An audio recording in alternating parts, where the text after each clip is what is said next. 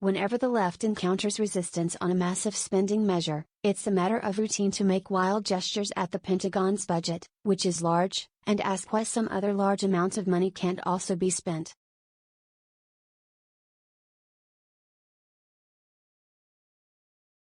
The Pentagon's budget request for this fiscal year was $715 billion, and the House gave it $778 billion.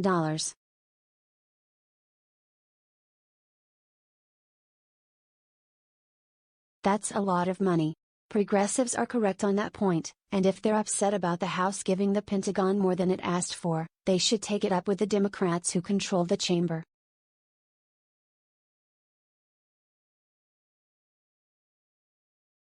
If you multiply it by 10, that's $7.78 trillion over the budget window we use when talking about fiscal policy.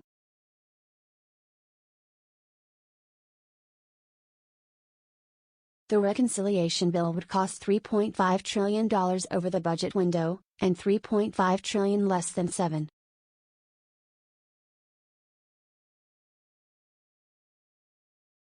$78 trillion, so the U.S. spends way more on defense than on helping with human infrastructure, the story goes.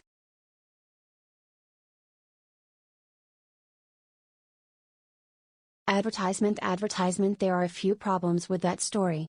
First, defense is a fundamental obligation of government in general and a clear constitutional duty of the federal government in particular, unlike, say, giving tax breaks to union members or paying people's internet bills.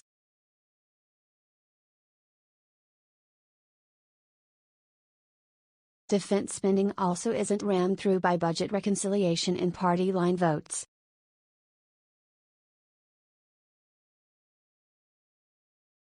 To be quite honest, defense spending should be a higher proportion of federal spending, not necessarily because we should spend more on defense, but because we should spend less on everything else.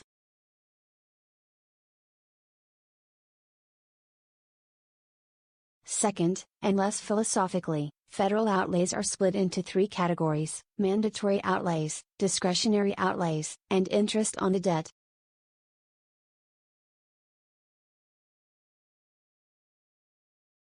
Since interest rates are so low, interest on the debt is a relatively small proportion of outlays, so most of spending is in the mandatory and discretionary categories.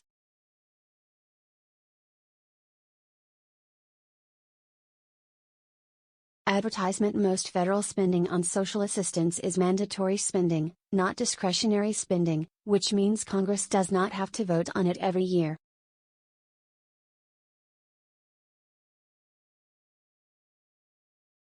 Social Security, Medicare, Medicaid, and various income security programs are all mandatory spending.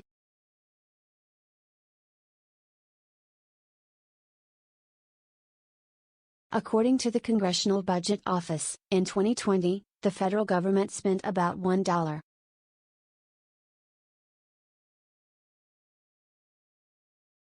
$1 trillion on Social Security, $900 billion on Medicare, and $450 billion on Medicaid.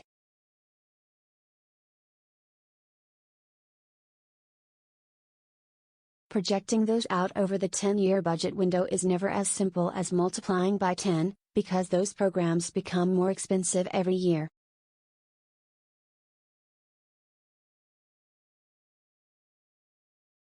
The CBO projects that from 2022 to 2031, the federal government will spend about $16 trillion on Social Security, $13 trillion on Medicare, and $6 trillion on Medicaid.